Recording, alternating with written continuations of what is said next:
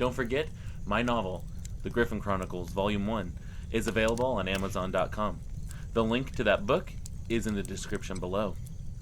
Don't miss your chance to read it. It's available on Kindle, paperback, and hardcover. I would love to hear what you guys think about my book.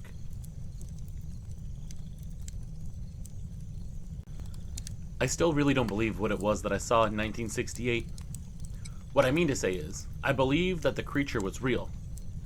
I just don't believe that I had the bad luck of actually seeing it. Believe me, the details are burned into my memory. 50-odd years later, the thought of it still sends a chill down my spine. It was the summer of '68, and I was staying with my Uncle Joe. He has a cabin in the Appalachian Mountains in eastern Kentucky. I just turned 17, and my parents thought a few weeks away from the city might do me some good. Or at least, get me out of trouble, as my father used to put it. I wasn't a bad kid, I just had a knack for doing stupid things. Uncle Joe wasn't exactly a disciplinarian either, but he was strict in his own way. No sitting around all day. He had chores for me, like chopping wood, fetching water from the well, and helping him maintain his cabin and fix up what needed fixing. The cabin itself was a sturdy structure. My grandpa had built it decades earlier, when my dad and Uncle Joe were both little boys. They'd grown up there, and when my grandparents passed, Uncle Joe took ownership of the cabin. My dad aimed for a life in the city with my mom, me, and my 3 siblings. The cabin was too small for our family. There was only the master bedroom and the room my dad and Uncle Joe shared growing up. It stood in a clearing surrounded by this thick, beautiful forest, with the nearest neighbor about 4 miles away. Joe was used to the solitude, but for me, it was a world apart from the noise of the city. The nights were something else entirely. They were pitch black. No lights at all, just the moon and the stars. When the moon was full, you could see some stuff, but when there was no moon, you could have a lantern, and that was all that you could see. I'd been there more times than I could count. Uncle Joe was my favorite uncle. I had 4 other ones on my mom's side, but Uncle Joe was the best. I loved going out to the cabin, but that week, something just felt off. The usual nighttime sounds of the forest, like the crickets and the owls, were muted. There was a stillness in the air that made me shiver. I didn't say anything to Joe about it. He would have just told me I was being a kid and to let it go. The last thing I wanted was for Uncle Joe to think I was just some city kid that got spooked at every sound he heard. I didn't realize it then, but that eerie quiet was the first sign of something that just wasn't right. The cabin had 6 windows, 2 on each side and 1 at the front and 1 at the back. They were small and high off the ground, with thick shutters that could be closed from the inside. One of the first nights I was there, I found myself glancing at the windows more than usual. The forest outside was black and silent, and the thought of what might be lurking out there made my stomach twist for some reason. I'd never felt like that any of the other times that I'd been there. I couldn't explain it, but that night I was really on edge. I told myself it was nothing though. By 10 o'clock, Joe had gone to bed, leaving me alone by the fire. I stayed up a little longer, reading an old paperback that I'd found on his bookshelf. But after a while, I heard a faint sound, like something brushing against the side of the cabin. I froze, straining to hear it again. At first, I thought it might just be the wind, but there wasn't so much as a breeze that night. The sound came again, and it sounded like the scrape of claws on wood. I put the book down and crept to the window closest to the noise. I was about to pull the curtain away when a shadow passed across the glass. It was quick, like a blur, but it was enough to make me stumble back. The shadow was too big to be a raccoon or any other animal that I was used to seeing around the cabin. And like I said, the windows were up high, so it had to be something tall. My mind raced for explanations.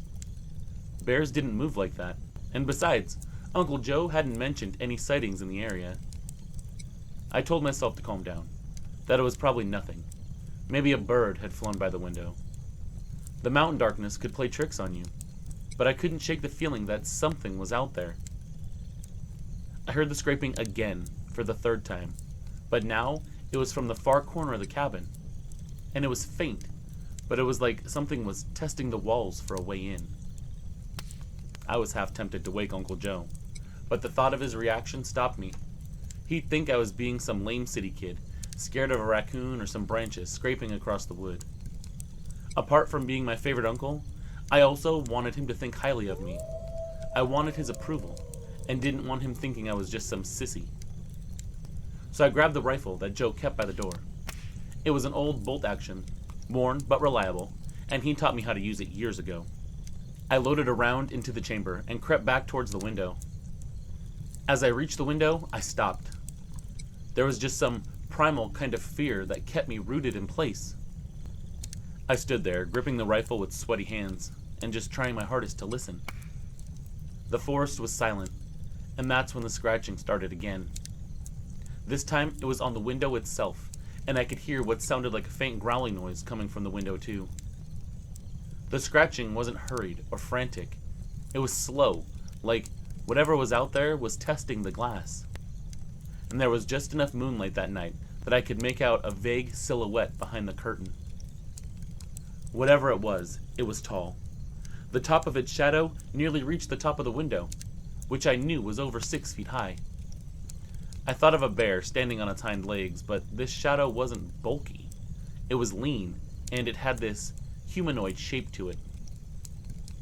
The scratching stopped suddenly, and there was nothing but silence for a second. I thought maybe it moved on. I couldn't stop myself. I reached out and pulled the curtain aside slowly.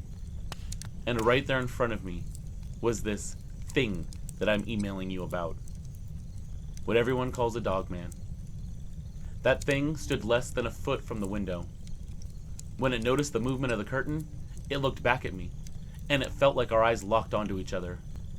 Except when this thing looked at me, it felt like it was mesmerizing me. I felt like I should scream or run, but it was like I was frozen. Being that close to it and not being able to move, I got a real good look at it. Its face was the first thing I noticed. It had the long, broad snout of a wolf, but its features were unsettlingly human. Its eyes glowed faintly in the darkness, pale and yellow, intelligent. Its mouth was slightly open, and I could see teeth that looked too large for its jaws. This thing's breath fogged up the glass, and I could see its nostrils flaring as it sniffed the air. It was covered in matted fur. It was dark, but I couldn't tell you the exact color. Its build was nothing like any animal I had ever seen before. It was tall and gangly, with arms that were long and unnaturally long fingers for an animal. If you ask me, those paws were more like giant hands than anything else. Those hands rested against the window frame, almost casually, like it was deciding what to do next. I wanted to move, to raise the rifle, to scream, but my body wouldn't obey. I was absolutely paralyzed. This thing had stunned me. Then it moved slowly. It tilted its head. It moved so much like a person. It was probably the scariest part of it all. How differently it acted than most animals. It growled. It was loud enough to hear through the glass. That sound broke the spell. My arms moved before my brain even caught up, and I raised the rifle. I didn't even have time to aim properly before that thing ducked out of the way and took off. It moved faster than my brain could even comprehend. Things do not move like that. That thing was unnatural. I fell hard onto the floor before scrambling to my feet and taking off towards my uncle's room. I yelled at him to wake up while I was banging on the door, yelling that something was outside of the cabin. The door flew open, and there he was, groggy but alert, a revolver in his hand. "What the hell's going on?" he growled. I tried to explain what I saw, but I didn't have the words. I just kept saying that something was outside of the cabin and trying to get in. Joe squinted at me. I couldn't tell if he was mad or concerned, or maybe a little bit of both. He asked me if I was sure it wasn't a bear. I told him I was absolutely sure that it wasn't a bear. That whatever it was looked like a huge wolf, and that it was standing on 2 legs. Now, Uncle Joe, he's not the type to spook easily, but I could tell that he saw that fear in my face, and that fear put him on edge too. Without another word, he grabbed a lantern from the shelf, lit it, and told me to stay close. He pulled the door open just wide enough to peer outside. The lantern only lit up a little bit of outside. There was nothing for him to see there. "I can't see a damn thing," he grumbled. And then he said something like, "If you're right about what you saw, it's not something we want to go chasing off after in the middle of the night anyways." He shut the door and latched it again. Then he moved to the window where I'd seen the creature. I told him it was looking right into the window and that it was staring at me. I asked him what it was, but he didn't know. He took a good look at the window with the lantern, and then turned to look at me. I could tell that he was upset. He pointed back at the window and told me to take a look. There were smudges on the glass on the outside. They looked like long, streaky marks, like something with claws had dragged a hand across it. He told me we weren't going outside until morning, that we were keeping the doors and the windows locked, and to keep the rifle loaded and ready. He pulled the shutters closed tight. I was on the verge of shitting my pants, but I nodded at him and agreed to his terms. He threw on another log, and the fire came to life again. And let me tell you, I've never been so happy to have a fire fill up that room with light and warmth. He pulled his chair closer to the fire, and he told me to sit down too. He took a seat and put his revolver in his lap. I sat down, keeping the rifle across my lap. I kept my eyes on the window, half expecting to see that face peering in again. But nothing I could see from the shutters being closed was enough to freak me out. And as far as I know, the creature didn't return. Joe didn't say much, but I could tell he was on edge. His eyes darted to the windows every so often. And then the smell hit me. It was a whiff of something foul that made me wrinkle my nose. I thought it might be the fire, maybe something in the wood, but then it kept getting stronger, and it had the stench of rotting meat, and it was completely filling the room. "You smell that?" Uncle Joe asked quietly. I told him I did, and he said it wasn't normal. He stood up, and I asked him where he was going, but he shushed me with a hand motion. A thud on the back wall made me jump. It wasn't loud, but it was like something heavy had bumped against the cabin. Joe moved towards the back window. I watched as he peered through the curtain. His shoulders were tense. He turned around and shrugged, saying nothing was there. Some time passed. I'm not sure how long. Could have been minutes, could have been 30. All I know is it felt like forever. But then I caught another faint whiff of that horrible smell, and we both heard the sound of something running. It was fast and heavy, and pounding across the back deck like a sprinter in boots. My heart leapt into my throat, and I turned to look at Joe, who was already back on his feet, his revolver raised. The sound lasted only a few seconds, but it was enough to send my nerves into overdrive. Whatever it was, it definitely had weight to it. This wasn't the light, scurrying footsteps of a raccoon, or even the lumbering shuffle of a bear. This was purposeful, and it circled the cabin before fading into the forest. We didn't move for a long time after that, both of us staying still and straining to hear anything else. But the forest had gone quiet again. Neither of us said it out loud, but I could feel the unspoken fear between us. It was like this dread that we couldn't explain that just took root in us.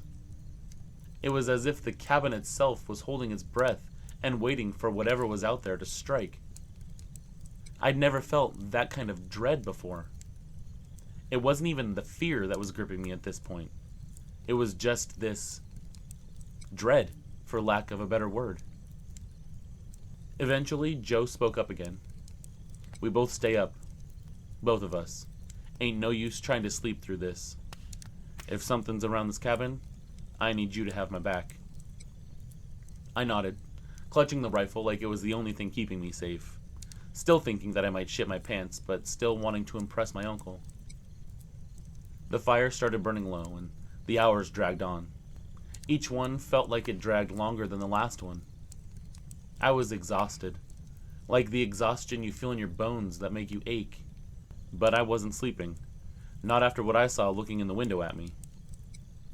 The smell came and went. Sometimes it was faint, other times it was stronger, but it always seemed to be enough to turn my stomach. The occasional creak or groan of the cabin made me flinch, but there were no more thuds or running footstep sounds. By the time the first light of dawn began to seep through the cracks in the shutters, I felt like I'd aged a decade. The fear was still there, but it loosened its grip just enough for me to take a deep breath. Joe stood and stretched. He told me we'd check around the cabin once the sun was fully up. I wasn't looking forward to that. At all. He wanted to know what we were dealing with, though. And I realized this was his home. I could go back to my house in the city, but this is where he lived. If something was trying to take hold here, he was going to need to defend it. The thought of stepping outside still filled me with anxiety, though. Whatever it was that was out there, I wasn't sure I wanted to face it again. When the sun finally broke over the ridge, the fear at least felt a little bit lighter, but the memory of that werewolf staring at me didn't lift. I was so scared I didn't even have an appetite. Joe and I hadn't spoken much after dawn began to creep in. We just sat there, exhausted, but still alert, waiting for enough daylight to feel safe venturing outside. Joe was the first to move. I hesitated, glancing towards the window where I'd first seen it, but then I followed his lead. It felt better just being with him than staying in the house alone. The rifle stayed in my hands the entire time, the barrel pointed down but ready. Joe opened the door cautiously, stepping out onto the porch with his revolver. The clearing around the cabin looked as it always had. He told me to stay close. That wasn't going to be a problem. I would have hopped on his back if he told me to. It didn't take long to find the first footprint either. It was in the soft dirt near the back corner of the cabin. Joe found it and bent down to look at it. And as he did, he swore. I looked over his shoulder, straining to see what he was looking at. The print was massive, easily twice the size of my own boot. It had the shape of a wolf's paw, but stretched unnaturally long, with these deep impressions where claws had sunk into the dirt. He pointed to the edges of the print, where you could see faint marks, almost like the pads of a hand. We found more tracks as we continued our circuit, all of them leading around the cabin. Some were near the deck where we'd heard the heavy footsteps, and others were close to the windows. At one point, Joe told me whatever it was bold. Too bold. He told me we should make a habit of getting inside before dark and shutting the cabin up tight. I just wanted to go home, back to the safety of the suburbs, but friggin' Uncle Joe didn't have a phone to call my parents with. I was stuck there for the next few weeks unless he wanted to take me home. My reality was horrifying, but still, I didn't ask to go home. Part of me wanted to stay here, because like Uncle Joe said, I needed to have his back. His words did little to calm me. If anything, the fact that Joe, a man who had spent his whole life in these mountains, was uneasy, made this situation all the more terrifying. But still, I was resolute in my decision to stay. I didn't know what we'd seen, or what had seen us, but I knew one thing. The mountains weren't as empty as I once thought they were. They were potentially filled with all sorts of monsters. The days that followed were tense. Joe and I kept to the cabin, only going out to get firewood and whatnot during the daylight. I couldn't stop thinking about the footprints and what I saw. I wasn't even too sure Uncle Joe believed exactly what it was that I saw. But to me, for lack of a better explanation, there was a werewolf looking in the window that night. Joe didn't talk much about it, but I could tell the tracks weighed on him too. He'd seen plenty in his years on the mountain, but this was different. Every night, it was the same thing. Restless sleep and bad dreams. I was still torn between going home to the safety of my family or sticking it out with Uncle Joe, but I didn't want to leave him alone with that thing. So I continued to stick it out, to be brave. This was the chance to make my uncle proud of me, something that I wanted more than anything. As the days ticked by, we started to ease up a little. Maybe it was just passing through that night. Who knows? All I know is that I personally never saw it again. Not the time I was out there then, or any of the other times that I went out there afterwards. I spent the rest of the summer with Uncle Joe. Went back to school, graduated, and spent the next summer with him too. And that thing still didn't come back. When I was in my mid-20s, though, Joe told me during a visit that he was out in the forest a few weeks before I arrived, and he came across a kill site. Whatever had taken down the large buck had ripped its head clean off the neck, and that head was nowhere to be found. I read that they liked to do that. Uncle Joe never caught a glimpse of it, but he smelled that same foul odor we smelled that night when it came to the cabin. And it was enough to get him out of the area and to follow the daylight routine for a couple of weeks. Other than that, it never came back. The Appalachians are huge. It probably went off to other parts because it has all that wilderness to explore. It's been over half a century now since the night that thing came to the cabin, and I myself am an old man now, but the memory hasn't faded. Joe passed away at 95 years old, still sharp as a tack, taking his own theories about that night with him to the grave. But we had a lot of good memories since that night. We talked about that night often too, right up until the last time I saw him. I haven't been back to the cabin in a long time. In fact, I don't even know what became of it. Sometimes I wonder if it's even still standing. I doubt I'll ever go back at this point. But one thing I know for sure, there's something out there in the Appalachian wilderness. Something that doesn't belong in our world. My kids know about the tale, so do my grandkids. And I even got myself a great-grandkid too, but she's too little to know what this old man saw the night in that cabin. I hope it's a story they'll pass to each generation though, as those generations get older. They can tell the tale of Uncle Joe and Grandpa Michael, how they came close to being eaten by a monster, but lived to tell the tale. And whatever that damn thing turned out to be, I hope they never have the misfortune of seeing it themselves.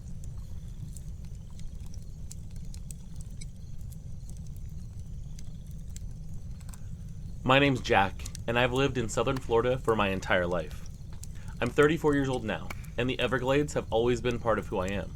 Just as much of a fixture of my life as the humid summer heat and the endless hum of cicadas. I wasn't born in one of those big cities like Miami or Naples. I grew up in a small house just outside of the Everglades, in a place where people didn't really ask questions unless they needed to. It's not the kind of place that gets much attention. Too quiet and isolated for most folks, but it's home to me. My dad was a fisherman, taught me everything I know about the water. I've spent most of my life working on boats or giving tours on the water or in the Everglades.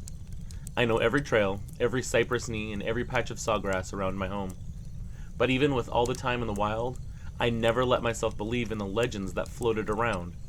You know, the stories that some people hear whisper about creatures in the swamp. Things that shouldn't exist.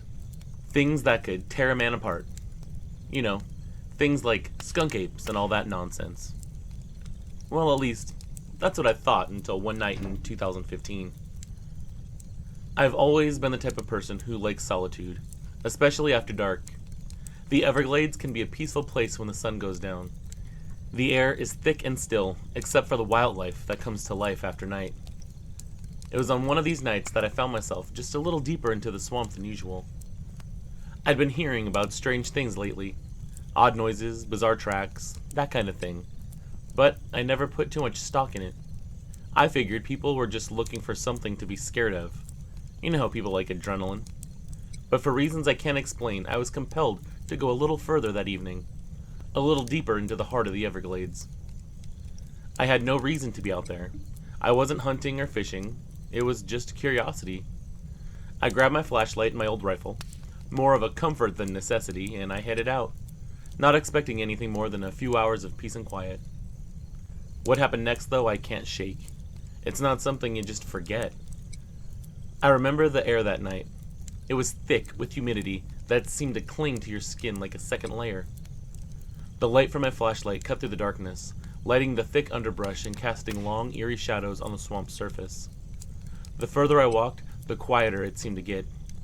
You'd think there'd be more noise out here. The usual rustling of creatures and the distant call of birds. Nothing, though. Just the sound of my own breathing until that silence began to feel unnatural.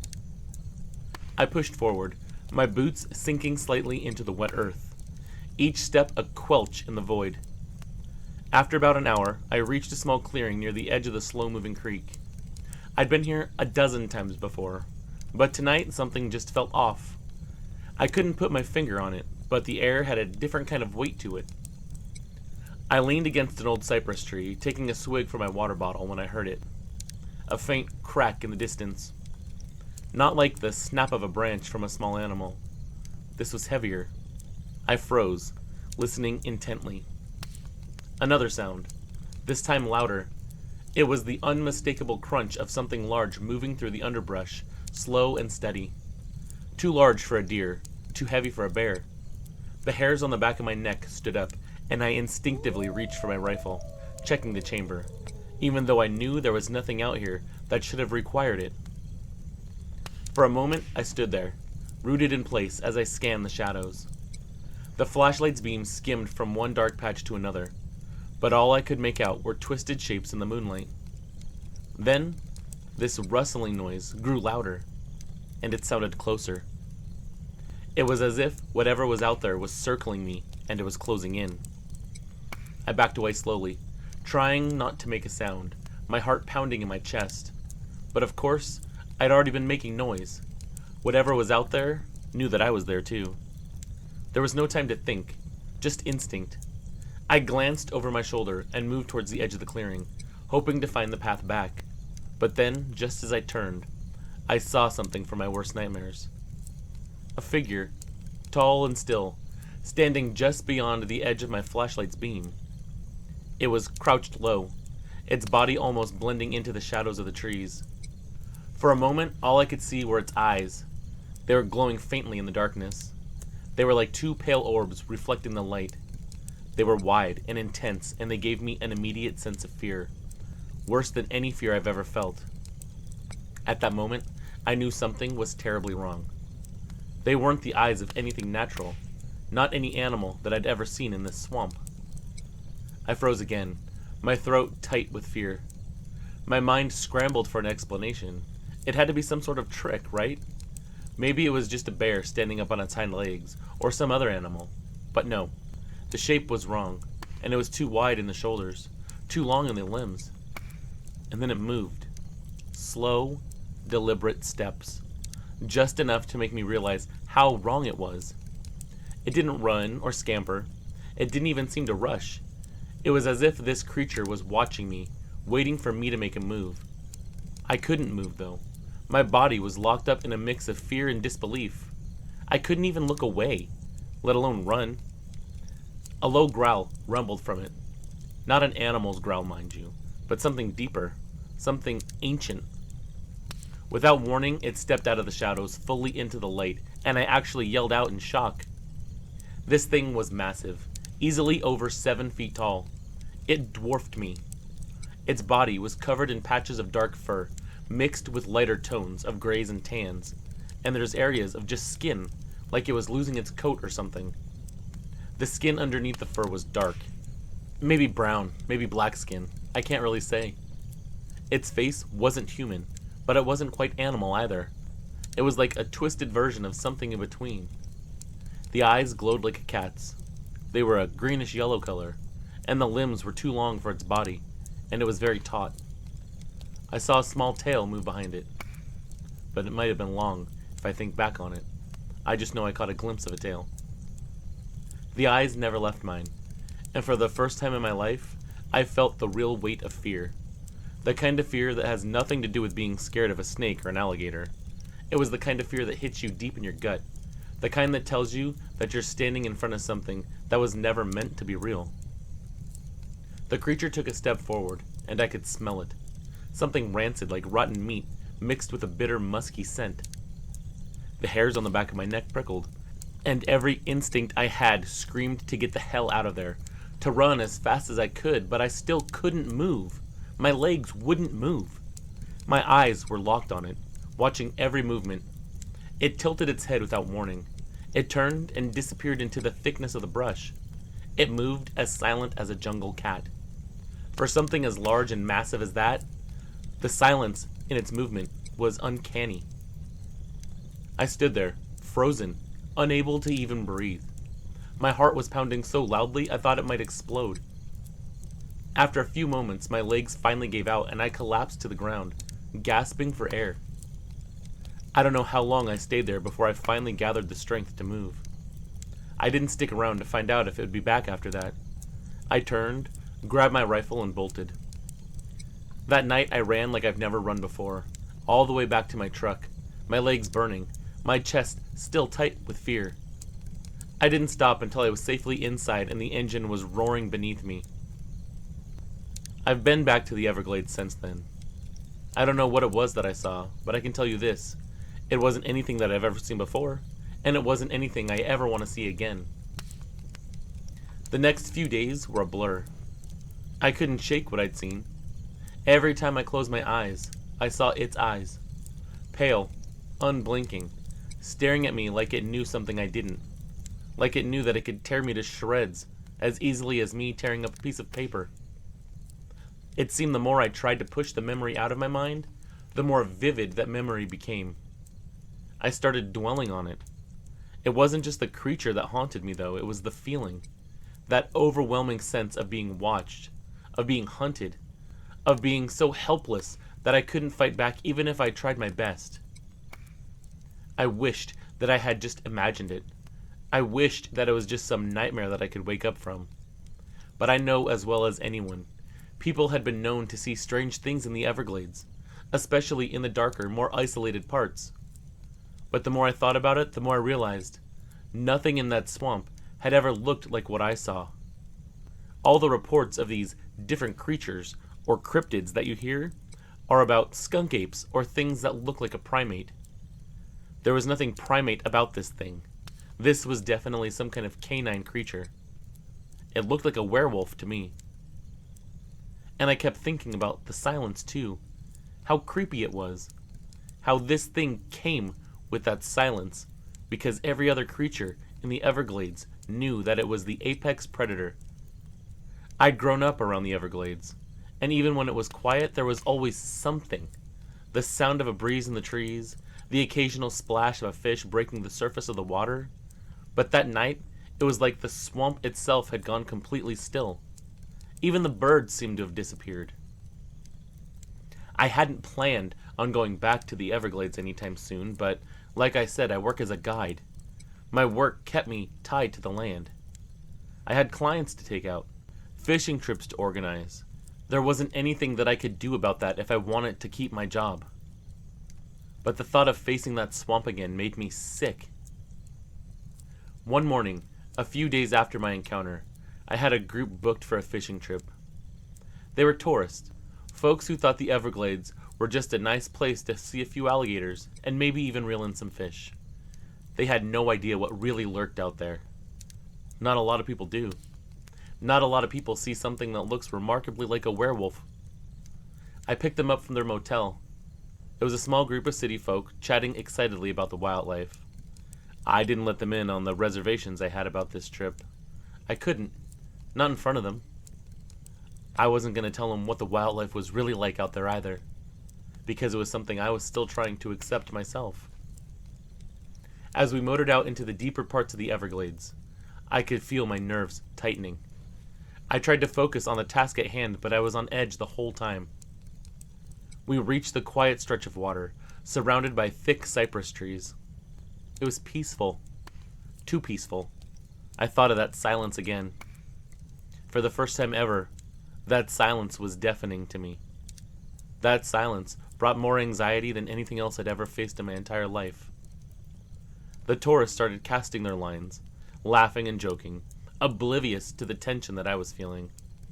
I wanted to be anywhere else but here. Suddenly, a noise cut through the stillness. It sounded like a loud crash, like something heavy slamming into the water. It wasn't an animal. It wasn't a bird. It was something bigger. I froze. My heart was up in my throat. The tourist turned, startled by the noise, but I couldn't bring myself to say anything.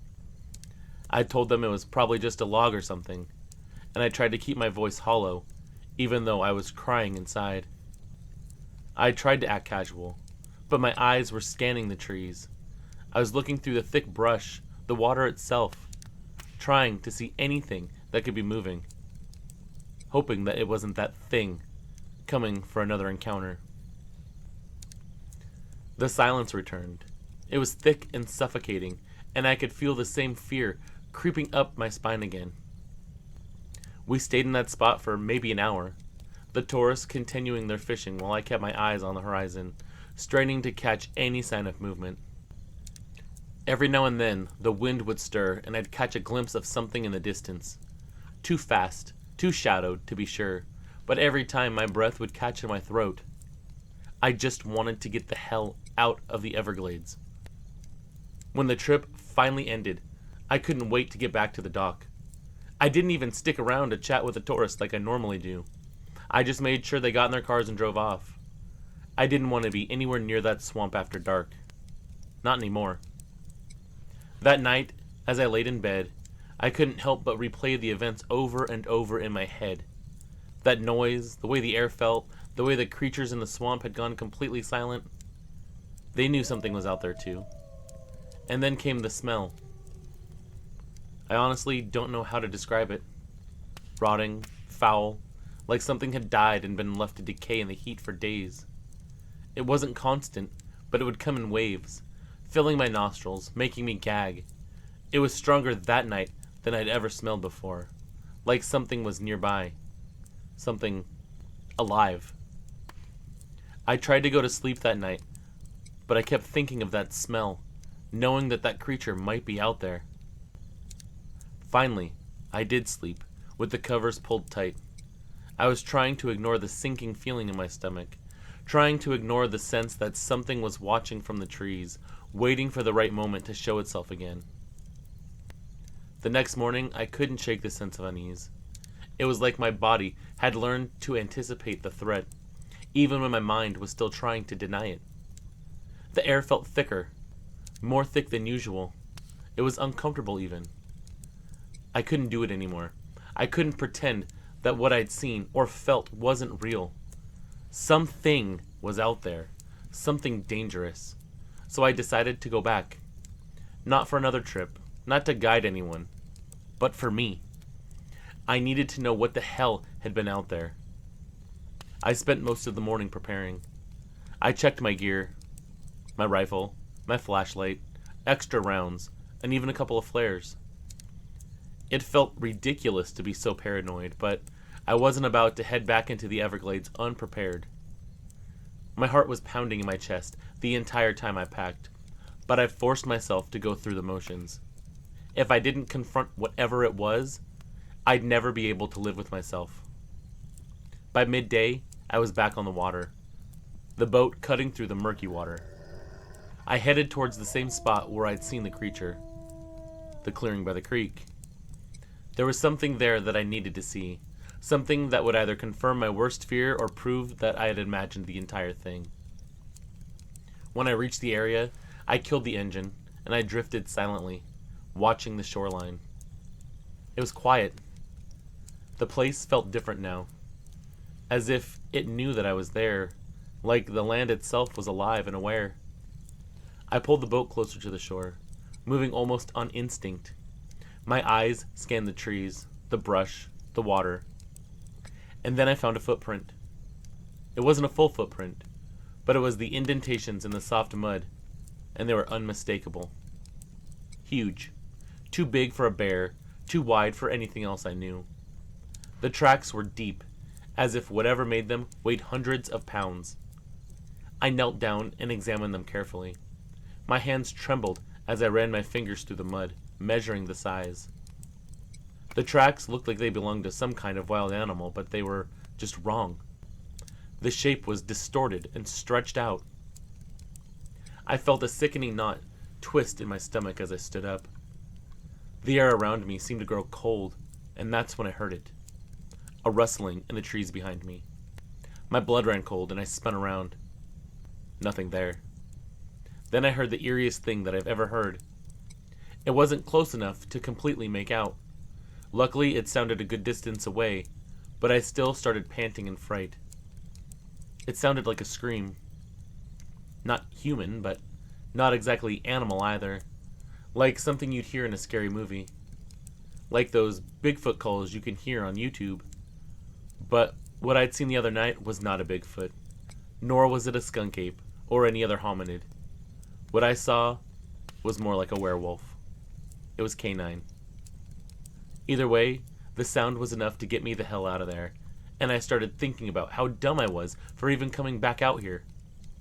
I quickly got back on the boat, my hands shaking as I started the engine, and I sped away. I didn't stop to check anything else. I couldn't.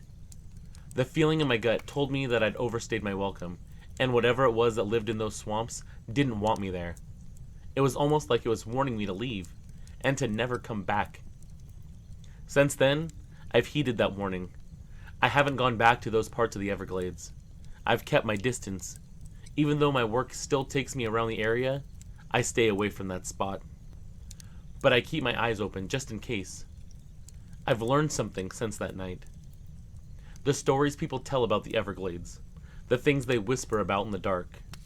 Those stories, they're real, man. There's something out there. Something that shouldn't be out there. But it is. And if you go looking for it, you might find it, just like I did. But you won't get any proof. Because whatever it is, it doesn't want to be found.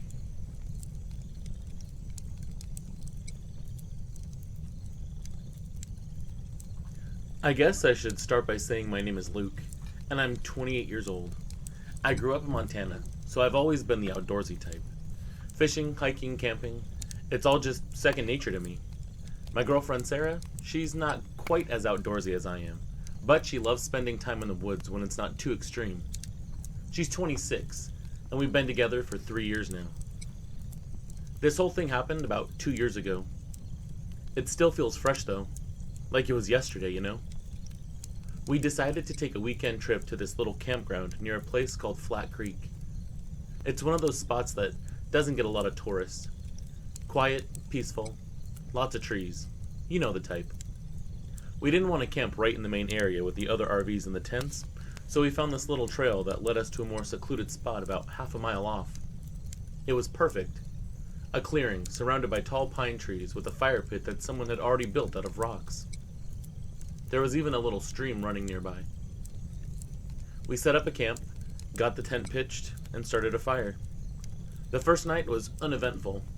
We roasted marshmallows, listened to some music on my Bluetooth speaker, and talked about life. The stars were incredible, and it felt like we had the whole forest to ourselves. The second night, though, was when things got weird. The second day started off normal. We spent the morning exploring. The area around the camp was cool. Sarah took pictures of wildflowers while I tried to spot some deer. We saw some tracks here and there. Elk, maybe even a bear, but nothing out of the ordinary. By afternoon, we were back at camp, and Sarah was napping in the tent while I sat by the fire pit carving a stick. It was one of those perfect Montana days. Sunny but cool, with a light breeze rustling through the trees. I remember thinking how quiet it was. No planes overhead, no cars in the distance, just the wind and the occasional bird call. Huh, that quiet didn't last. It started with just a sound. At first, I thought it was just the wind shifting or maybe a branch snapping under the weight of some animal. But then it came again.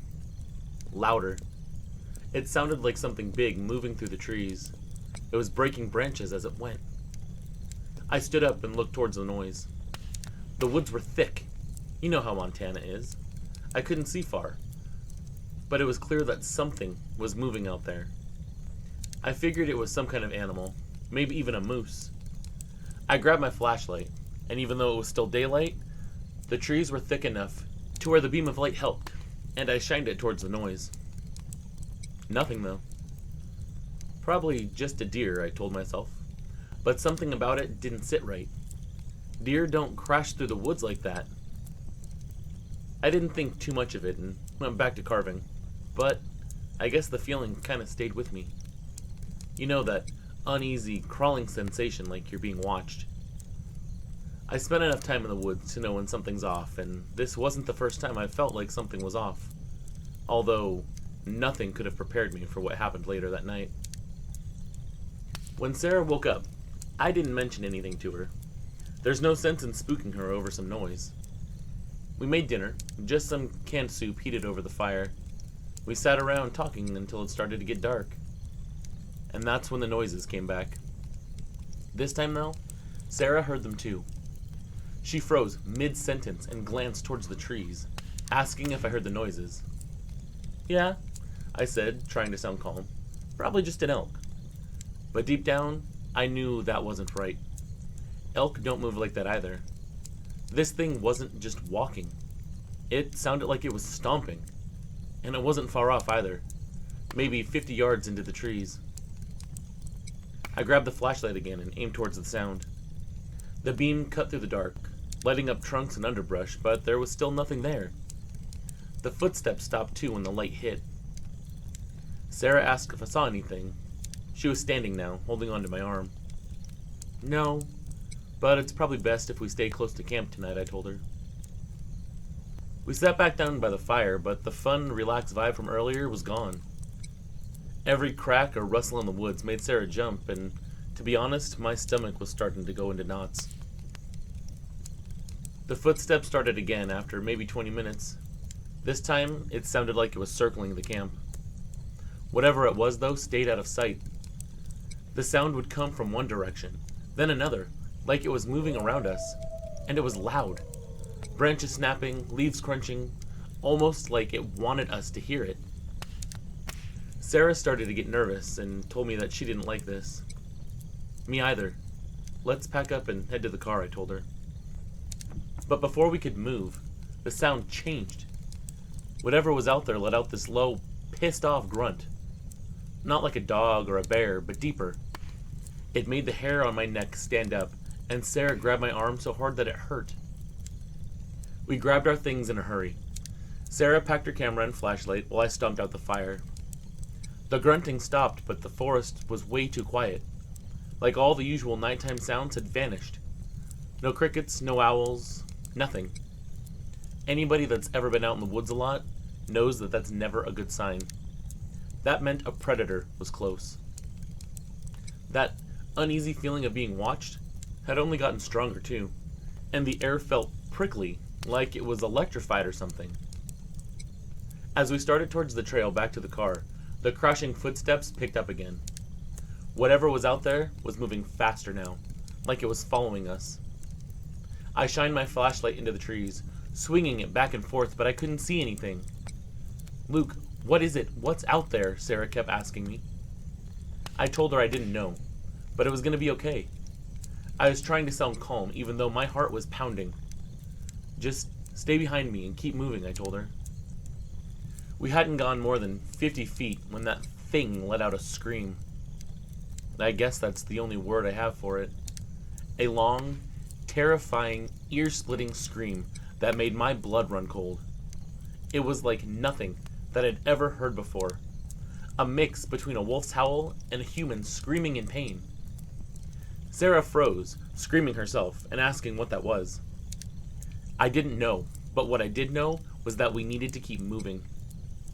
I grabbed her hand and we picked up the pace, practically running down the narrow trail. The crashing footsteps kept following us, moving faster but staying out of sight. It was like it wanted us to know it was there, without showing itself. Then, just as we reached a bend in the trail, we saw what was making those horrible noises, and it's something I have no other words for than werewolf. My flashlight hit it, and for a split second, I thought, or at least hoped, it was a bear standing on its hind legs. But it wasn't. It was something I will never forget about. I still have nightmares about it, actually. It was massive, maybe 7 or 8 feet tall, covered in this tangled dark fur. Its body was broad and muscular, with arms longer than its torso, and its face looked like a classic werewolf. The snout was long, and its teeth were bared in a snarl, but its eyes were the worst part. They were yellow, and they were glowing in the light, and they were filled with this kind of rage that just didn't feel natural. It let out another scream, louder this time, and it charged towards us a couple of feet before it stopped. It backed up a couple of feet and then lunged again before stopping and snarling at us. "Run!" I shouted, and I pulled Sarah as hard as I could. We sprinted down the trail, heading towards the car, branches whipping at our faces and arms but not even caring. That thing crashed through the forest behind us. It wasn't just chasing us, it was tearing through everything in its way. Sarah was sobbing, and I could barely think. My only goal was getting her to the car. I didn't dare look back, but I could hear it closing the distance. It was fast, faster than anything that big had the right to be. Finally, we broke through the trees and into the clearing where the car was parked. I fumbled with the keys, but my hands were shaking so bad I almost dropped them. I remember Sarah screaming frantically, come on, Luke, it's right behind us." I unlocked the doors, and we both dove inside the car. I slammed the door shut and started the engine. That thing came into the clearing just as I threw the car into reverse. The headlights lit it up fully, and that's when I got the clearest look at it. I paused for a second, just shocked at what I was looking at, too terrified to even move the car. I guess I was in awe that something like this could actually exist. Its chest was heaving like it'd been running hard, and its claws were long and sharp. And I swear to you that the claws and the teeth were glinting in the light. I could see a tail hanging behind it, in between those gigantic-ass legs. It held its claws up to block out the headlights, and it roared at us like it was more than pissed off. When it roared, it opened its mouth so wide I could fit my head in there. And the look on this thing's face was just pure rage. And let me tell you this, even over our sobs, even over the engine, and with the windows rolled up, that roar was the loudest thing ever. I could feel it in my bones. I didn't wait to see what it would do next. I hit the gas, spinning the car around and speeding down the dirt road. I didn't stop driving until we were miles away from that place. Sarah was curled up in the passenger seat, shaking and crying. I kept glancing in the rearview mirror, half expecting to see that thing chasing us down the road. The forest around us was pitch black. It could be anywhere. When we finally reached the main highway, I pulled over under the shoulder and turned off the engine. My hands were trembling so badly I could barely hold the steering wheel. I needed to stop and calm down. Sarah looked over at me. I could see how pale her face was, and her poor eyes were still full of terror. What was that, Luke? I didn't have any answer that would give her peace. I could only think of one thing, and I sure as hell wasn't going to tell my girlfriend that we just saw a werewolf. All I could say was, I've never seen anything like that. We sat there in silence for a while. I was trying to make sense of what we'd just seen, but there was no logical explanation. It was something I didn't even want to believe existed. Sarah said we should tell someone. The park rangers, maybe. But I didn't think it was a good idea. I mean, what would we say? That we saw a gigantic wolfman in the woods? They'd think we were crazy. She was concerned that that thing would hurt someone else. And her words hit me like a punch to the gut. She was right. But I didn't know what to do. Who do you even call for something like this? I mean, unless Sam and Dean Winchester are as real as the werewolf that we just saw, I had zero idea what to do. It wasn't like we even had proof. All we had was a story that sounded insane. In the end, we decided not to go back to that campground. Like I even need to tell you that part. We drove straight to the nearest town, found a cheap motel, and spent the night there. Neither of us even slept much, though. The next morning, we talked about it again. Sarah wanted to go to the Rangers, but I convinced her not to. I don't know why. I guess part of me just didn't want to relive it. And another part of me didn't want anyone to think that we were nuts. For weeks after, Sarah had nightmares. I did too, though I tried to hide it. Every time I went outside, especially at night, I just couldn't shake the feeling that it was still out there somewhere. We never went back to that campground. Hell, we haven't even been camping at all since it happened. Sarah doesn't even like going into the woods anymore, and I can't blame her. I've thought about that night a lot, trying to figure out what it was we saw. I've read about Dogman sightings and other weird stuff people claim to see, and it all lines up too well with what we experienced. Even though it maybe wasn't a werewolf that we saw, and maybe it was one of these Dogman, it doesn't make it any better. But even now, part of me doesn't want to believe it. It's easier to just pretend it was some kind of bear, even though I know deep down that that's not true. Whatever it was real, and it wanted us gone. It could have caught up with us and killed us. I don't know why it didn't. I'm just grateful it decided not to. That's the story. I don't care if people believe me or not. I know what we saw. Sarah knows what we saw, and there are countless other people in this world that have experienced the same thing that we did. And if you're ever out in the woods in Montana, and you hear something crashing through the trees, something big and angry, don't stick around to find out what it is. Just run.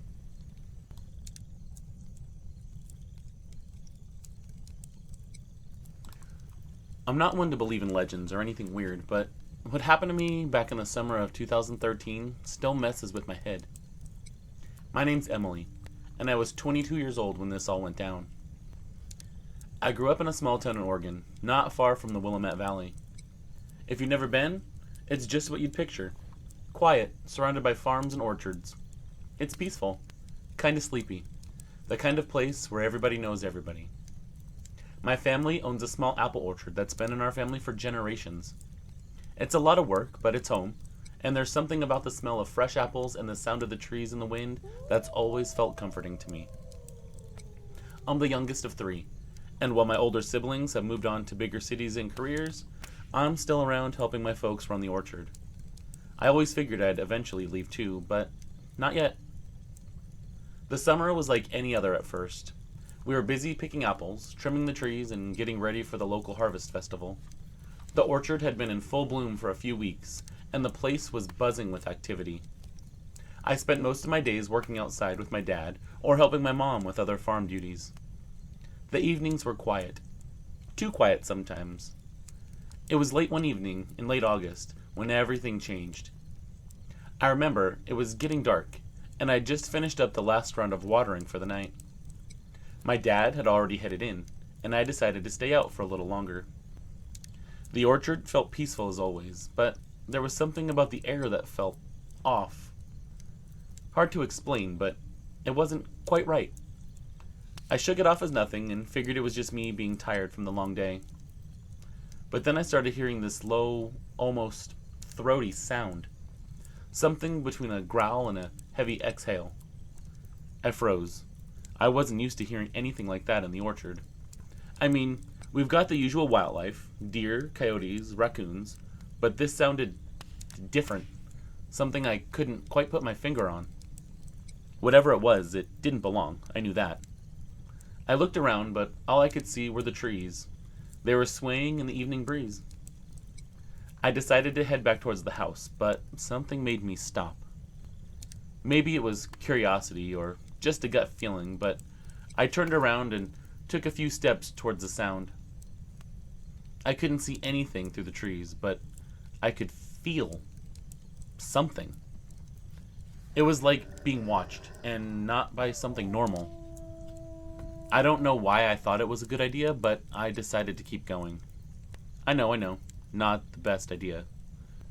I'm not sure how long I stood there, staring into the trees, but the silence that followed the growl felt wrong. It was too quiet.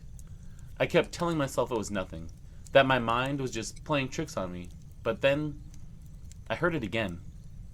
This time it was louder.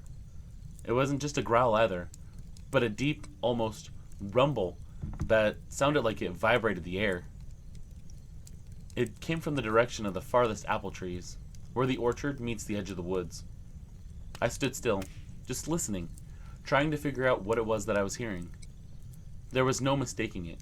It wasn't any kind of animal that I'd ever heard, and it was nothing that I was familiar with. I started walking towards the sound, slowly, like I was in some kind of trance or something. My heart was pounding now. I needed to know what was out there, and I guess I was building up this suspense in a mix of fear and excitement. I reached the edge of the orchard and paused, scanning the trees. It was getting darker by the minute now. The sun was just dipping below the horizon, casting long shadows across the rows of apples. The wind rustled the leaves, but everything else was silent. At first, what I saw was just a shadow moving between the trees. It was something tall, something big, with a shape that didn't belong. I blinked, honestly thinking I was seeing things, but when I looked again, the shape was still there, and slowly it emerged into the dim light. It was like nothing that I'd seen unless I was having a nightmare. I couldn't even begin to describe it for the longest time, but I'm gonna try here. It stood on two legs, taller than any person I'd ever seen. Maybe 7 feet tall, maybe even more than that. Its body was built like something between a man and a wolf. It had broad, muscular shoulders, and they were hunched, and I guess that made it seem even larger. The fur covering its body was dark, almost black, and it seemed to shimmer in the low light, like it had a life of its own. Its eyes were strange, almost otherworldly. They were bright, like they were glowing in the dark or something. They weren't animal eyes. They were knowing, like it was more intelligent than other animals. I could feel the weight of its gaze all the way down to my bones. The growling came again, this time much closer. I couldn't see its mouth, but I could hear the low rumble deep in its chest. It wasn't just an animal warning. This thing was trying to make a statement, and that statement was very clear to me. I didn't belong there. My legs felt like lead, though. It took a step and then stopped, just out of reach. I could smell it now. Something awful, like wet fur mixed with something rotten. I wanted to gag, but I couldn't tear my eyes away from it. I got this impression in my mind that it was curious, like it was studying me just as much as I was studying it. It had a snout that was long, like a wolf's, and there was something almost human about the way that it smiled. But that smile wasn't a happy smile. It looked evil to me. And the way it moved was just so wrong, like it wasn't moving like an animal does.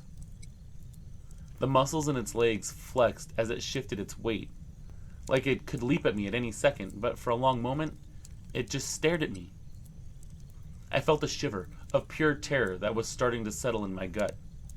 I had no idea what this thing was, but I knew one thing for sure. It was not something that belonged in this world. And then, as quickly as it appeared, it disappeared back into the trees. 1 second it was there, standing in front of me, and the next it was just gone. When it turned, I turned and ran too. I don't think I've ever run faster in my life. I didn't stop until I was inside the house, locked in my room with the lights on and the curtains drawn. I could still feel the weight of those eyes on me, though, even after I knew that I was safe inside. That night I couldn't sleep.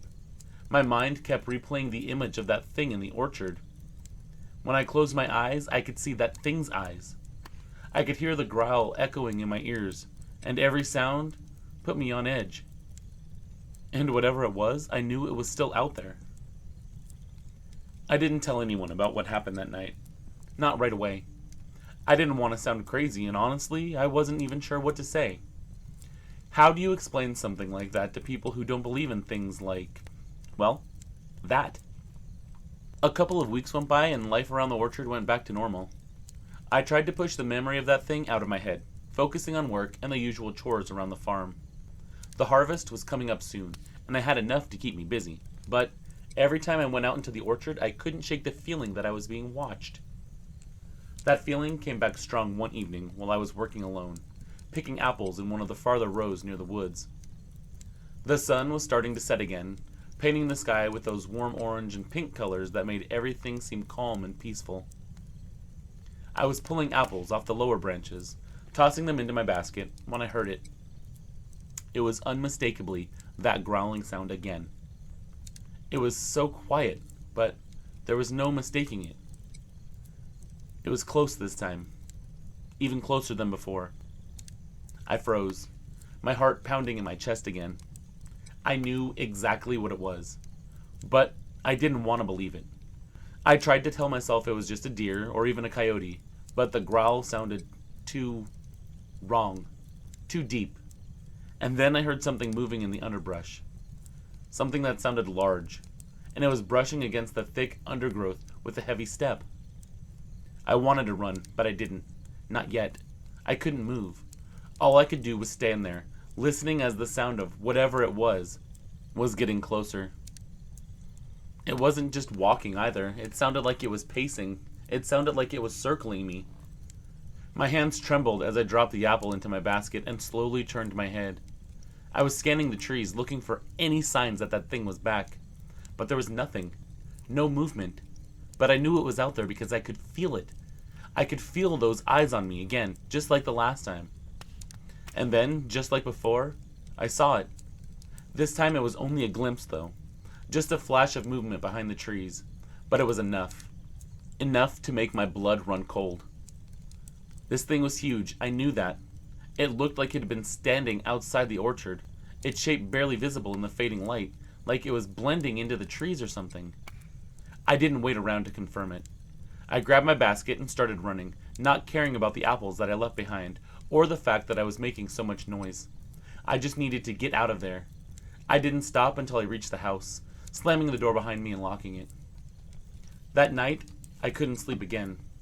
Every creak of the house made me jump, but nothing happened. It didn't come to the house. I wasn't sure if it was still out there, or maybe if it was just waiting for me to come back. It'd been a few days since that second encounter, and I still couldn't shake the feeling that I wasn't alone out there. But I tried to keep it to myself. I couldn't bring myself to say anything to my family. They were just going to think I was crazy. But one evening, after a long day working out in the orchard, I came inside to find my mom sitting at the kitchen table, and she was just staring out the window. She was usually in a good mood, chatting away about something or other, but tonight she just seemed different. Her eyes were wide, and she was holding a cup of coffee. She wasn't drinking it, though. She was just staring out the window at the darkening sky. I asked her if she was okay, and she didn't answer right away. Instead, she just glanced at me, and then back out the window, almost like she was waiting for something to happen. My stomach began to turn, and I wondered if maybe she had saw that thing too.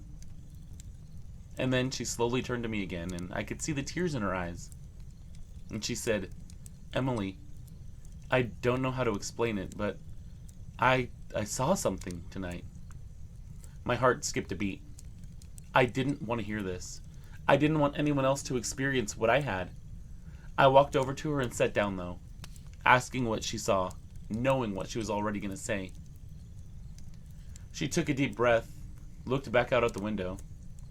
She told me she was in the garden when she heard something in the orchard. At first, she thought it was just a deer or a raccoon, but then she heard a growl. I felt a chill run down my spine. She went on to tell me that she saw something that looked the same as I did, but it wasn't watching her. It was staring at something else, but she didn't know what. She described the exact same thing that I saw. A wolfman. A werewolf. I had never seen my mom so shaken, so unsure of what she was saying. It was like she was also trying to convince herself of what she saw. But I knew she wasn't lying because I saw it too. There was no way she was lying. And finally, I broke down. I told her that I had seen that thing too. And then she actually started crying because she was so upset. At that point, that's when my dad came into the house and he saw us at the table. He was concerned immediately when he saw our faces, and he asked us what was wrong. We both poured our hearts out that night, with my dad just sitting there, listening to our stories with a frown. When we were done, my dad just got up and started pacing around the kitchen, rubbing his chin and the like, trying to think of what to do. He said this wasn't something that we could just ignore, especially if it started coming closer to the house. I was shocked that he believed us so easily, but he basically told us he knew that we weren't into practical jokes or making up stories. And when he thought about it, all the animals had been acting strange lately too. Like they sensed something that shouldn't be there. The following week, my dad gathered a few of his friends, guys who'd been working with him in the orchard for years, and decided they were going to go find out what was going on. As much as I tried, I couldn't talk him out of it. He was a practical guy, grounded in reality, and the idea of something out there terrorizing his family wasn't something he could just ignore. I wanted to argue, to tell him that it was too dangerous, but part of me knew that if they didn't do this, they'd never let it go. And honestly, I didn't know what else to do. We couldn't live in fear forever. I just didn't want anyone else to see it. Didn't want anyone else to experience what I had. But I knew they had to go out there and find that thing. Because like my dad said, what if it did start coming closer? So that night, after the sun dipped behind the trees, they set out. My dad and his friends, Chuck and Dave, and a couple other guys. They packed up their rifles and flashlights and headed towards the farthest edge of the orchard. That's where the trees met the neighbor's farm. The neighbor's place had some fields, a few barns, and was even closer to the woods, which made it an ideal spot to search. I stayed inside with Mom, pacing, listening for any sound, but it was mostly quiet. Hours passed. They didn't return, and I started to feel that same feeling creeping up my spine, the one that told me I wasn't alone. I don't know why I thought about it then, but I knew deep down something was going to happen. I didn't hear them at first, but then I caught the sound of shouting. Voices cutting through the night. Mom was in the back in the kitchen, and she was trying to calm herself with a cup of tea, so I don't think she heard them at first. My heart started to race as I peered out at the orchard. And that's when I saw them. My dad and his friends running towards the house, their flashlights bouncing with every frantic step. When my dad saw me on the porch, he started yelling at me, "Get inside! Get inside!" His voice was panicked. "Get away from the windows! Go get your mother!" I didn't hesitate. I slammed the door behind me and ran to the back of the house to my mom. But before I could even get to the kitchen, my dad burst through the door. His face was paler than I'd ever seen it. The others followed behind. All of them looked just as shaken up. "What happened?" my mom started asking frantically, but nobody answered her right away. I was just looking at them, one by one, waiting for someone to tell us what the hell was going on. But they were all trying to catch their breath. And to be honest, they all looked like they had seen something horrible. "We saw it," was all Dave could say. They all started nodding after that, eyes wide. Chuck was the first to speak up. He said they were out by the neighbor's barn when they heard the same damn growl that I had described. When it sounded like it was right on top of them, that's when they saw it. Clear as day. It was standing out in the middle of the field. They tried to chase it, but it took off on two legs, running faster than anything they'd ever seen. My dad said it moved like it was part animal and part man. The way that it swung its arms made him think of a track star. But it was way faster than a man should be able to run. The room was silent for a little bit. It just didn't feel real. But I could see it in all of their eyes. They were shaken. My dad, the one who always had a handle on things, was rattled to his core. But my dad was hoping that they at least scared that thing off. But still, he wasn't going to take any chances. He didn't want any of us going out after dark for the time being. Not until we knew for sure that that thing was gone for good. The thought of it running on two legs, disappearing into the trees, it was like nothing I could explain. And I just kept thinking to myself that this was like the plot of a bad movie, or a horrible nightmare. The way that my dad and the others spoke, it was like they had all just encountered something that didn't belong in this world, something that they couldn't accept, and it made it all the more real. That these grown men were terrified by the thing that they saw made it so much scarier. The next few days were tense. My dad didn't let any of us out alone after dark, and while we all wanted to believe that maybe we chased that creature off, Something inside of me told me that it wasn't over. The weeks that followed my dad's encounter with this thing were filled with dread. But gradually, things started to calm down. The creature seemed to vanish, like it had never been there at all. My dad was still cautious, though. Still kept a watchful eye over the orchard, but after a while, the unease started to fade. There were no more growls or strange movements in the trees. It was like the nightmare was over. But even though things seemed normal on the surface, I couldn't forget what we'd seen. I couldn't forget the way that thing moved, or the cold stare of its eyes. But I didn't tell anyone. It was easier to just pretend that it was all behind us. Life moved on. Years passed. I got older. I married James, the guy I'd known since high school, the one who always knew how to make me laugh when I needed it most. I told him all about what we'd seen, and I think for the most part he believes me. We still work at the orchard too, and we live a little bit off from it. We expanded the business a little, added a small farm stand, and started selling more products. I got pregnant with our first child, a boy we named Noah, and for a while, things were perfect. The orchard bloomed every spring, the apples ripened in the fall, and I was too busy to think about anything else. I was so caught up in the everyday routine of life, farming, raising a family, planning for the future. The memories of that creature slowly faded into the back of my mind. Then I found out I was pregnant again. This time it was a surprise, but a welcome one. I'm nervous, but also excited, and I'm about 6 months into it right now. But every now and then, when I'm out in the orchard, working late into the evening, or even walking the rows of trees to check on the harvest, I catch myself glancing at the woods on the edge of the property. For a moment, my heart races, but it never came back. And after a while, I started to tell myself that it never would. Deep down, I know that it still can come back. And I know that the world is full of things that we don't understand. The creature might never come back, but that doesn't mean we could never fully forget. We'd seen something that wasn't supposed to exist. Something most people are ignorant towards. And no matter how normal life seems now, I know that sometimes the things that lurk in the shadows aren't so easy to shake.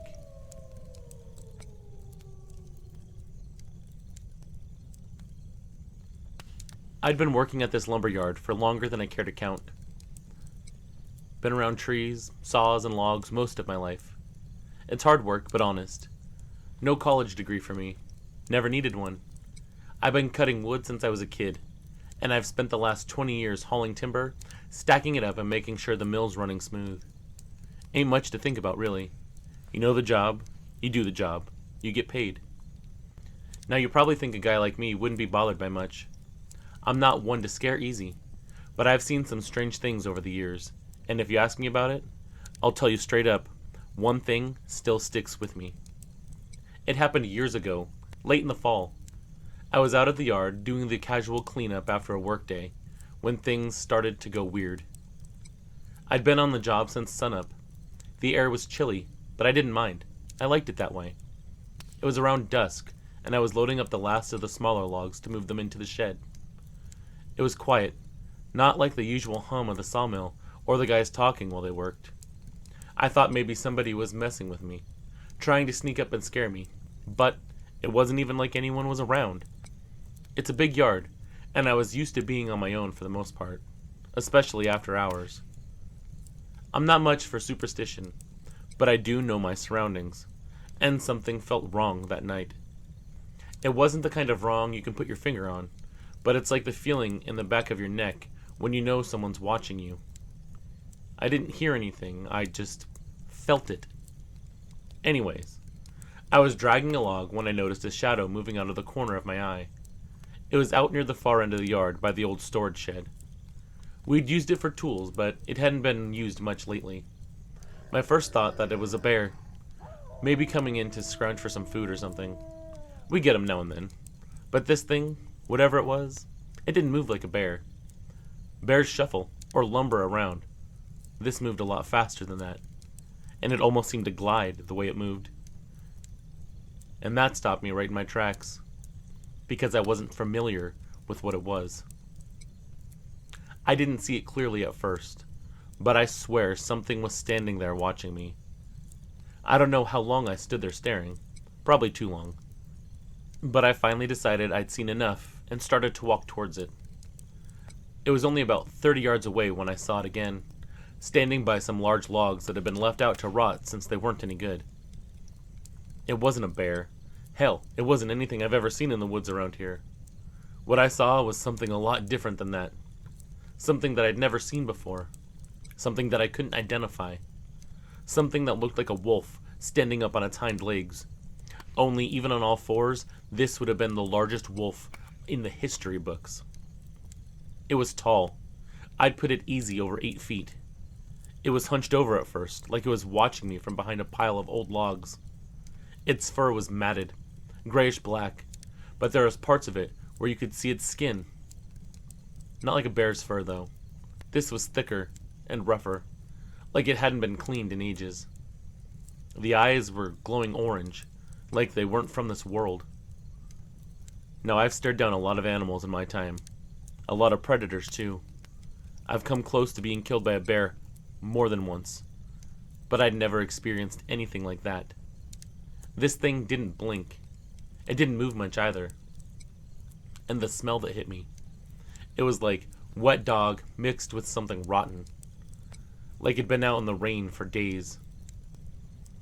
I didn't get a clear look at its face right away, but I'll never forget the shape of its head. It was kind of dog-like, but twisted. Like it had evolved in a way that wasn't natural.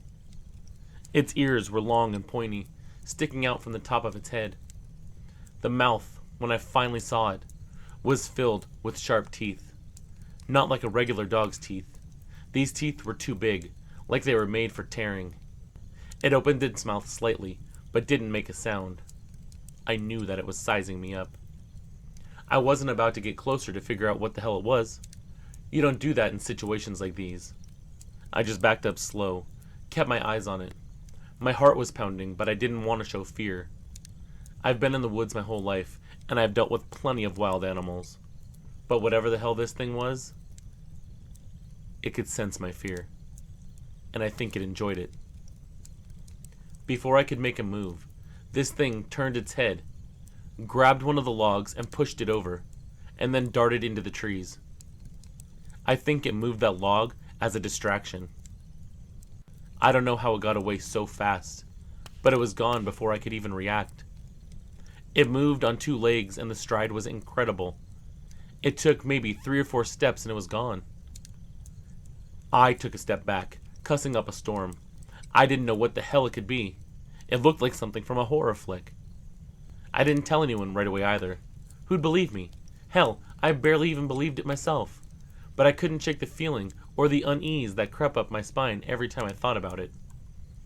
The next morning, I went back out to the yard, and I found something that confirmed what I'd seen. There were tracks, not like anything I'd seen before. Huge clawed prints, each one about the size of a dinner plate, and they were leading off into the woods. I've worked with these lumber yards long enough to know the difference between a bear's paws and something else. These tracks were different. They didn't belong to any animal that I knew. The woods around here are wild, but I've never seen anything like that before, and neither had the other guys I asked about it. Even old man Smitty, who'd been around longer than me, said he'd never seen anything that big either. After that night, I didn't spend much time out in the yard by myself. I'd work with the crew and leave before dark. I didn't talk much about it, but there were days when I could have sworn I heard something out in the trees. I couldn't stop thinking about it. I couldn't stop thinking about the way it moved, or the way that it looked at me. And I kept getting whiffs of that smell sometimes when I was out in the yard. Everything about that creature just felt wrong. I'd been working in the woods long enough to know when something wasn't right, and that thing, my friend, whatever it was, wasn't right. Nothing about it was right. It wasn't something natural. For a while, I tried to ignore it. You can only be scared of something you can't explain for so long before you start doubting yourself. I started to tell myself it was probably just some kind of weird animal that I hadn't seen before. Maybe a new breed of wolf or something. Or some wolf that had learned to walk on its hind legs. But deep down, I knew that wasn't true. This thing, it wasn't just another animal. A couple of weeks passed and I didn't see anything else. I went back to doing my job, clearing trees, cutting logs, and making sure the mill didn't stop running. It was routine, but I still couldn't shake the feeling that something was watching me. Then one evening, about a month after the first encounter, it happened again. I was working late, pushing myself to finish up a big order we had. It was darker than usual that night. The clouds had rolled in heavy, and the wind was starting to pick up. I didn't think much of it, though. We'd had worse weather and kept working through it. And like I said, I enjoy the cold. But this time, as I was walking back to the shed, I heard something. At first, I thought it was just the wind, or the sound of the trees swaying, but it wasn't. It was a scratching sound, like claws, dragging. It stopped me dead in my tracks. I stood there in the dark for a minute, just listening. The hair on the back of my neck stood up. I couldn't see anything, but I knew something was out there. I could hear it moving around. It wasn't the usual forest sound. The sound stopped, and I waited. Then, just as I thought it was over, I heard it. A low, deep growl. It was the kind of growl that makes you think twice about whether you'll live through the night.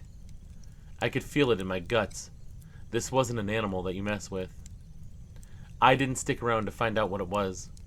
I grabbed my flashlight and shined it around, but I didn't see anything.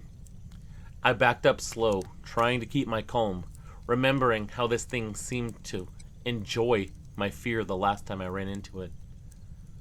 But as I turned to head back towards the main building, I heard something move behind me. Heavy steps, crunching through the brush, like something big was pushing its way through the trees. I didn't need to see it to know how close it was. I ran. I don't care if that makes me sound weak or scared. I'm a lumberjack, not a damn hero.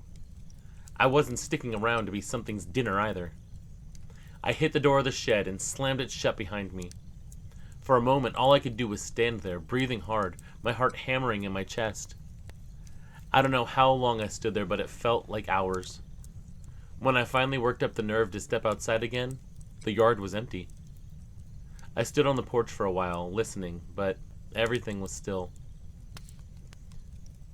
The next day, I went out to the yard once again, this time with some of the guys. I didn't tell them exactly what had happened, just that I felt something was off. They laughed it off at first, saying I was probably just hearing things, but then we found the tracks again. They weren't ones like I saw before. They were fresh. These prints were deep, like whatever had made them had been walking through the yard with purpose. This guy that we call Trigger took a bunch of pictures of the tracks, but I don't know whatever happened to them. I just know Trigger got killed in a truck accident a couple years ago. Anyways, I knew then that it wasn't just a one-time thing. Whatever I'd seen, whatever was out there, was coming back.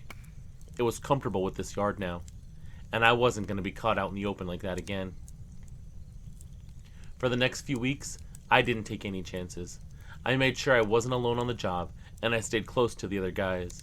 But even with all the extra eyes around, it didn't feel any safer. Eventually, I had enough. I wasn't going to stick around to keep living like that, always waiting for something to happen. I packed up my stuff and quit the job. Told the guys I was headed up north to work on a new project. They didn't ask too many questions, and I didn't offer any answers. I just needed to get away from that lumber yard, from that feeling that something was lurking in the shadows. I'm up north now, working on a different yard. It's quieter here, less dense, and I don't have the same unease in my gut. I can't stop thinking about what I saw, though, or what I heard. There's something out there, something that doesn't belong, and I don't know if it's still out there in the woods or if it's moved on. But I'm not sticking around to find out. I've got enough to deal with without worrying about whatever that thing was. I don't talk about it much. Most people wouldn't believe me anyways, but I'll never forget what I saw that night. After I left the lumberyard and moved up north, things got a little quieter. I thought maybe the feeling would fade, that I'd be able to sleep without waking up in the middle of the night, wondering if something was watching from the trees, but the truth is, That thing didn't just disappear. It's like it had branded itself into my brain. I'd be out there working with the saws, cutting wood, and something would flicker at the edge of my vision, like I was seeing it again, just for a second. It wasn't always the same feeling. Sometimes it was just weird rustling noises, like something was moving through the underbrush. I'd find myself stiffening up at those noises, looking over my shoulder. Other times, I'd feel it, like the air got heavier and the hairs on the back of my neck would stand up. It wasn't as bad as before, but it was enough to make me uneasy, enough to make me wish I could just forget about the whole damn thing. I started drinking a little more, mostly to take the edge off. It was a bad habit, I know, but sometimes it helped me drown out the thoughts in my head, the ones that told me there was still something out there, and that maybe it was waiting for me to show up again. I didn't want to talk about it to anyone. I figured they'd think I was crazy. They'd laugh and brush it off, and I'd end up looking like a fool, so I kept it to myself. Then one night, a couple of months after I left the yard, I got a call from my old buddy Daly. We'd worked together for years at that lumber yard, and I hadn't talked to him much since I left. I guess he'd heard I was up north, and he wanted to catch up with me, so we met for a drink at a bar in the next town over. He didn't say much at first, but after a few beers, he started talking. He said, "You know, we all thought you were crazy, but after you left, things started getting weird down there. I mean, we've been hearing stuff. Weird noises at night, things we can't explain. One of the guys swears they've seen tracks too, like the ones you talked about, out by the old shed. We don't know what the hell it is, but we're all keeping an eye out, and we don't really go to that shed anymore." My stomach dropped. For a second, I thought I might choke on my beer, but I kept on listening to what he had to say. He said, "I'm telling you, there's something out there, man.